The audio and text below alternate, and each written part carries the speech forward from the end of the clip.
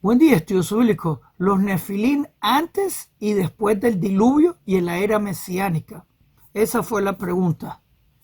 Dice la Biblia hebrea que los Nefilim, que de acuerdo a la Biblia hebrea son ángeles caídos, en mi perspectiva.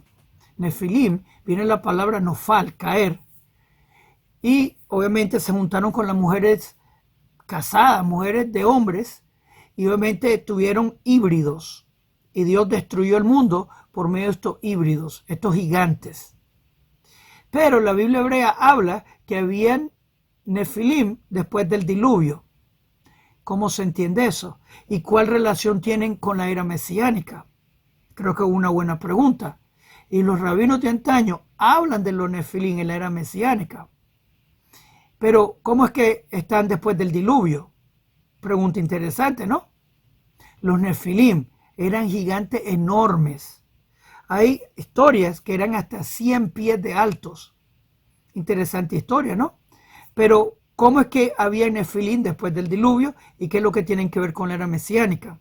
Buenas preguntas. Aprendamos un poquito. Vamos para allá. Shalom Aleichem. Es Yonan para punto Breslev. Los Nefilim antes del diluvio, después del diluvio y la era mesiánica.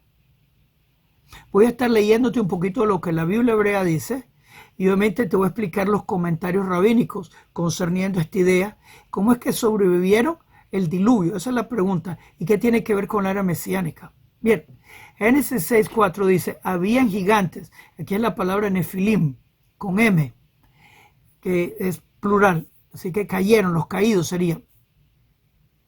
Dice, había gigantes, los Nefilim en la tierra en aquellos días. Y también después, cuando los hijos de Dios se unieron con las hijas de hombres y ellos dieron hijos. Estos fueron los héroes de antigüedad, hombres de renombre. Así que, de acuerdo a la explicación bíblica, este versículo está introduciendo los Nefilim. Pero sugiere que también estaban después del diluvio. Así que esta pregunta siempre es bastante interesante hacer. ¿Cómo después del diluvio? Ahora, voy a presentarte las dos perspectivas, la que estoy de acuerdo y la que no estoy de acuerdo, y te lo voy a decir. Y como mencioné, también una idea que los Nefilim van a ser vistos, van a estar representados en la era mesiánica. Ok, número 2, que es la pregunta obvia. ¿Cómo pudieron sobrevivir el diluvio, los Nefilim? Porque dice Números 13, verso 33. También vimos ahí los Nefilim, los gigantes, si tú quieres decirle. Los hijos de Anak, descendientes de los Nefilim. Y éramos ante nuestros ojos como langostas, así le parecíamos a ellos. Así que el Midrash Rabbah, que es una parábola, dice que el rey Og de Bashan sobrevivió el diluvio aferrándose en el arca de Noé y le permitió sobrevivir. Así que, según la Midrash, sugiere que algunos Nefilim lograron sobrevivir, posiblemente aferrándose al arca, y se refiere el rey Og, y por eso se menciona aquí. Ok, antes de continuar, quiero darle bienvenida a todos los nuevos. Repórtense de dónde están viendo, díganos cómo le estamos ayudando.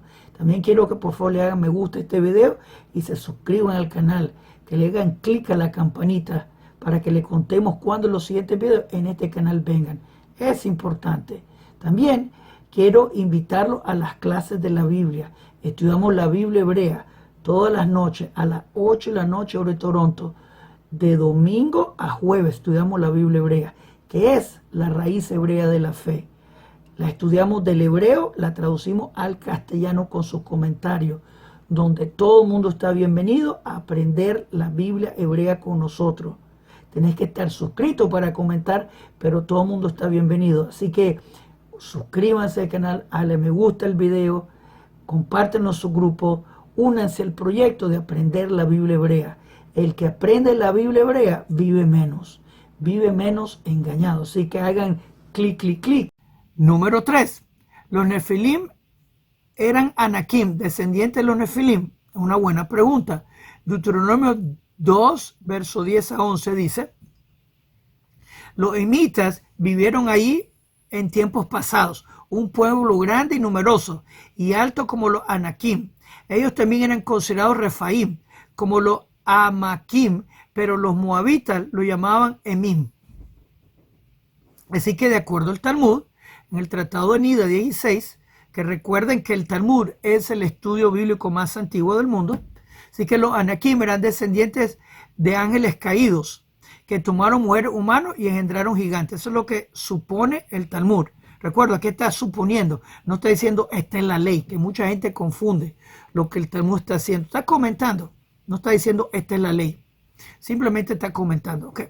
Así que voy a repetir porque lo encontré interesante. Los Anakim, que están mencionados en este verso, Deuteronomio 2, 10 a 11, eran descendientes de los ángeles caídos, que tomaron mujeres humanas y engendraron gigantes. ¿Cómo entonces los Nefilim sobrevivieron el arca? La pregunta continúa. Creo que tengo una solución bastante simple, te lo digo. Número 4. Gigantes en la tierra prometida. El libro de Josué, capítulo 11, verso 21-22 dice que Josué exterminó los Anakim de la región montañosa de Hebrón, de Bir, Anab, pero quedaron en Gaza, Gat y Ashdod.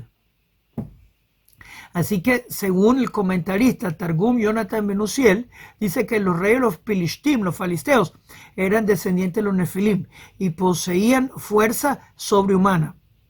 Goliat era descendiente también de esta gente, de estos Nefilim, si quieres llamarles.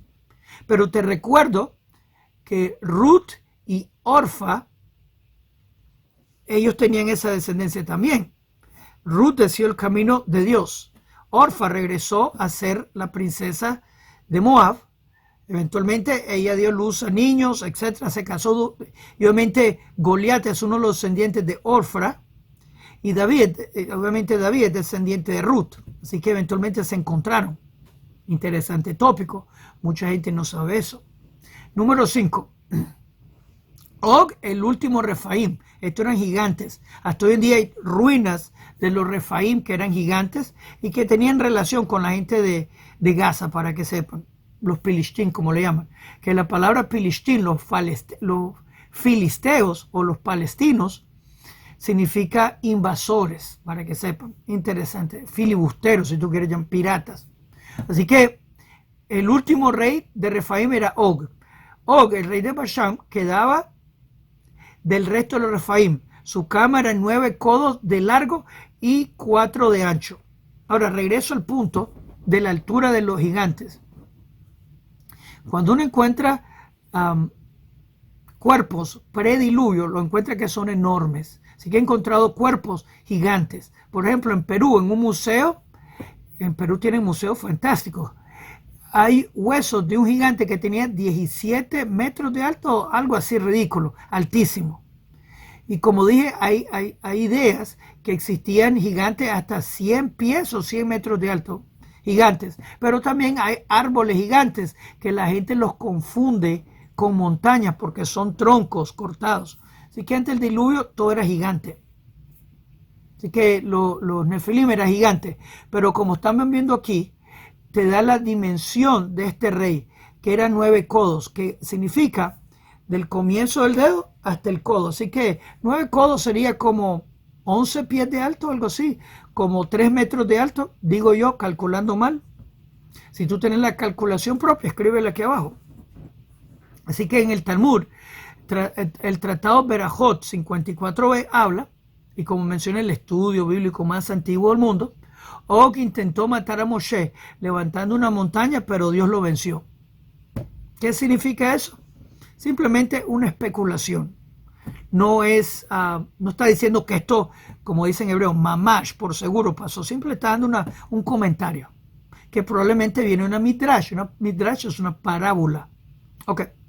Número 6. Los Nefilim eran híbridos de ángeles caídos. Y quiero que recuerden, porque creo que la respuesta es bastante fácil, pero la gente no lo ve. Ok. Así que los Nefilim eran híbridos de ángeles caídos. Dice Génesis 6:2. Los hijos de Dios los hijos de Dios vieron que las hijas de los hombres eran hermosas y tomaron para sí mujeres. Como mencioné, los nefilim eran ángeles caídos y tomaron mujeres, como mencionamos. Que cómicamente la Biblia cristiana pone al Dios de Israel embarazando a una mujer casada, cometiendo el mismo pecado de los nefilim. O sea, Dios tendría que darle disculpas a los nefilim porque está cometiendo el mismo pecado. Obviamente la idea de un Dios embarazando a una mujer casada es la historia de Nimrod, Semiramis y Tamuz, Zeus, Leda y Hércules. Pero en verdad la primera historia de tal cuento es la de Nimrod, la historia de Zeus, Leda y Hércules. Es una repetición con diferente lenguaje. Pero cómicamente Hércules es enemigo de Hades, pero de acuerdo a la Biblia cristiana, Jesús también es enemigo de Hades. Así que amigo de la mitología Jesús. Se pone ridículo. Continuamos. Así que los nefilim eran híbridos de ángeles caídos. Así que repito, Génesis 6:2. Los hijos de Dios vieron que los hijos de los hombres las hijas de los hombres eran hermosas y tomaron para sí mujeres. En el Talmud, el Tratado de Yoma 67b dice, Asa y Azazel, que eran ángeles caídos, recuerden, esto es de una parábola, descendieron a la tierra y engendraron gigantes con las hijas de los hombres. Pero como mencioné, el Dios de la Biblia cristiana comete el pecado de los nefilim. Así que este Dios tendría que darle disculpas a los nefilim por destruirlos. Número 7. Los espíritus de los nefilim después de la muerte. Isaías 14:9 dice, el infierno, el Sheol, se estremece por ti, despierta a los Refaim, todos los príncipes de la tierra. Te recuerdo, los Refaim eran los gigantes que eran los nefilim después del diluvio. Ok, así que de acuerdo a la Zohar, te dice los espíritus de los nefilim vagan como fuerzas impuras en la tierra. De nuevo, esto es una parábola, no está diciendo que esto por seguro pasa. Número 8. La profecía de los nefilim al fin de los tiempos. Esto es Isaías 13, verso 3. Dice, yo he llamado a mis valientes para ejecutar mi ira. De acuerdo a la parábola, Midrash Tanhuma dice, en los tiempos del Mesías, los descendientes de los nefilim volverán a la tierra para hacer una gran guerra. ¿Cómo se entiende? Es una parábola. ¿Será que está hablando de los líderes importantes? Pero no está hablando de los nefilim, mamash, por seguro que vienen. Tal vez gente importante es lo que está hablando. Interesante igual. Número 9. Gigante en la guerra en Gog de Magog. Ezequiel 38:2-3 dice, hijo de hombre, pon tu rostro contra Gog en la tierra de Magog, príncipe de Rosh, Mesach y Tubal. Así que de acuerdo a la Midrash, que es una parábola de la Zohar, dice, en la guerra final de Gog y Magog, los descendientes de los nefilim serán liberados para sembrar el caos antes de la llegada del Mesías. De nuevo, puede estar hablando de figuras importantes, le llaman gigantes. Ok, número 10. ¿Habrán gigantes en la era mesiánica? Dice Isaías 11:6-9, que es una profecía mesiánica que comienza que el Mesías viene de Ishai. O sea, viene de Judá, David, Salomón del lado paterno, no es Dios encarnado. Inclusive Ezequiel 37, verso 24, llama al Mesías David, porque viene de Judá, David, Salomón. Ok, así que la pregunta, ¿habrá gigantes en la era mesiánica? Isaías 11, versos 6-9. El lobo habitará con el cordero, no hará daño ni destruirá en todo mi santo monte. Porque el santo templo va a ser construido, como dice también Ezequiel 37 al final, que este templo para siempre y por siempre, contradiciendo el libro Apocalipsis, que dice que el Nuevo Jerusalén no tiene templo. Una contradicción brutal. Solo uno de ellos puede ser verdad. Así que de acuerdo al Midrash, la parábola de Salmos 92:11, los descendientes de los nefilim serán aniquilados en la redención final, pues no tendrán lugar en el mundo por venir. De nuevo, tal vez estos nefilim pueden ser los líderes importantes y les llaman nefilim. Y de nuevo, tengo una solución bastante interesante. ¿Cómo puede ver nefilim después del diluvio? Ok, número 11. El rey Mesías destruirá los nefilim. Salmo 74, 13-14. Tú rompiste la cabeza de los monstruos en las aguas, aplastaste la cabeza de Leviatán. Así que el salmista está hablando de Dios cómo hizo todos estos actos. Así que el Zohar está hablando de una Midrash, una parábola, y dice, el Mesías vencerá a los descendientes de los nefilim con el poder divino del nombre de Dios.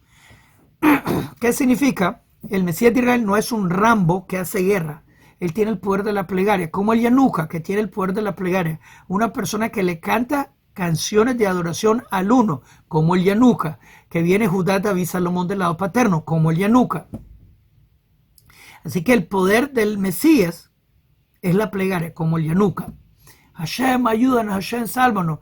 Y obviamente usando el nombre del Creador en la plegaria, estos malvados, los grandes importantes líderes que vienen contra nosotros van a ser eliminados.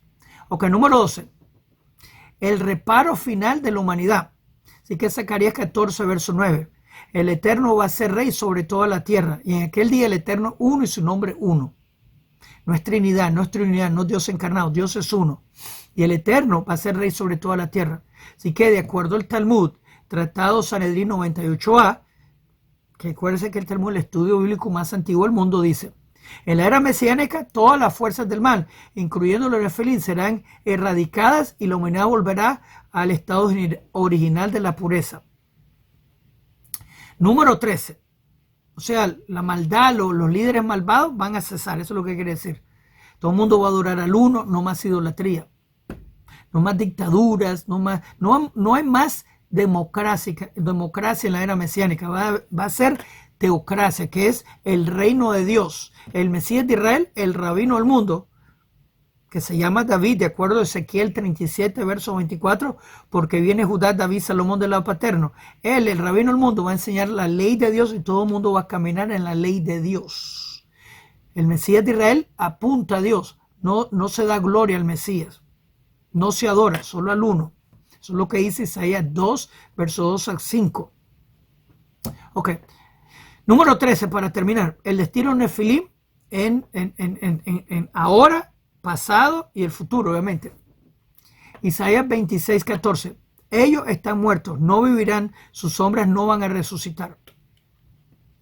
Así que de acuerdo al Midrash Rabbah, que de nuevo una parábola, dice: las almas de los nefilim quedarán atrapadas en el infierno para siempre, sin resurrección en la era mesiánica.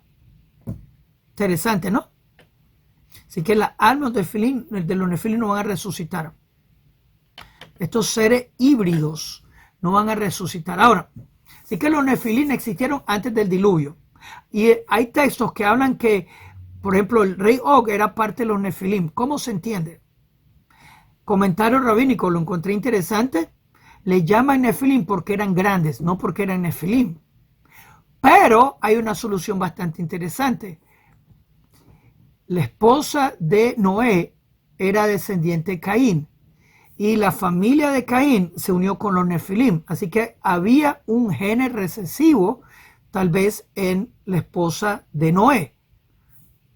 Así que posiblemente los gigantes vinieron por medio del gene, por medio de la esposa de Noé, que era hija de Caín. Interesante solución, pero de acuerdo al entendimiento bíblico, todos los nefilim murieron antes del diluvio, pero se refieren a estos gigantes como nefilim por ser gigantes, básicamente. Así que aquí significa gigantes.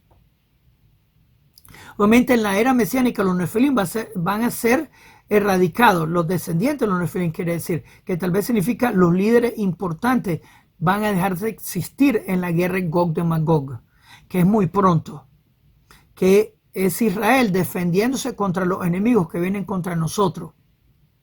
Roma, que es la idolatría principal, que viene Islam y cristianismo, ellos vienen contra nosotros. Estoy hablando no de todos los cristianos, estoy hablando de un grupo que viene a pelear contra nosotros por amor a su idolatría, por amor al poder. La gente total va a abortar idolatría, así que no es el problema en odio contra la gente. Pero eso es lo que dice Zacarías 13, verso 2. Toda idolatría va a cesar. Así que, pero hay gente que por poder, amor, viene contra nosotros, por amor a su idolatría. Esa gente va a perecer cuando el Mesías habla su plegaria. Hashem, ayúdanos. Y como leímos, el poder del Mesías es la plegaria en el nombre de Hashem. Esa gente va a perecer por eso. Dice Zacarías que esa gente va a despellejarse como pollo. Que bueno, pero la gente puede escoger el camino del uno. Y ese es el camino de salvación. Dice los 10 mandamientos: yo soy Hashem, tu Dios, no tendrás otros dioses frente de mí. O sea, el camino de salvación es fe en el uno. Es el único camino de salvación, fe en el uno. Si no eres idólatra, aunque le llames Yeshua HaMashiach a tu idolatría. O sea, estos nefilim no van a resucitar, no van a tener parte de la era mesiánica. Y cuando está hablando de los nefilim, los comentaristas están hablando, en mi opinión, de los líderes que son enormes, así como llamamos a los nefilim después del diluvio, pero en verdad son gente grande, gente importante. Interesante notar que en la historia de las Américas habían gigantes y muchos de ellos eran pelirrojos. ¿Por qué? No lo sé, que lo encuentro interesante, pero un punto común. No estoy seguro si los gigantes de la Patagonia eran pelirrojos, pero sé que los gigantes en los Estados Unidos eran pelirrojos. También los del Medio Oriente, también los de Afganistán, para que sepan. Y habían también pelirrojos gigantes en China y eran canibalísticos. Interesante punto, ¿no? Si piensan que me faltó algún punto, por favor escríbame, quiero escuchar tu opinión. Interesante, ¿no? ¿Tú crees que hay nefilim todavía hoy de esta gente escondida? Me acuerdo que en Afganistán había una historia de un gigante enorme que fue eliminado hace poco. ¿Serán que algunos nefilim todavía están escondidos? Para que sepan, hay gente que piensa que algunos de esos gigantes yeti que le llaman, que son gigantes que están en las junglas, piensa alguna gente que esos son nefilim escondidos. ¿Qué piensas de eso? ¿Existen de ese tipo de gigantes en tu país? Aquí en Canadá sí existen y se han visto, y también en Estados Unidos, obviamente en China se han visto, en Tibet. ¿Existen eso en Latinoamérica? Yo he escuchado que sí, yo sé que hay en Australia. Interesante, ¿no? Comparte este video. Dime tu opinión. Shalom Aleichem, Kol Tuv.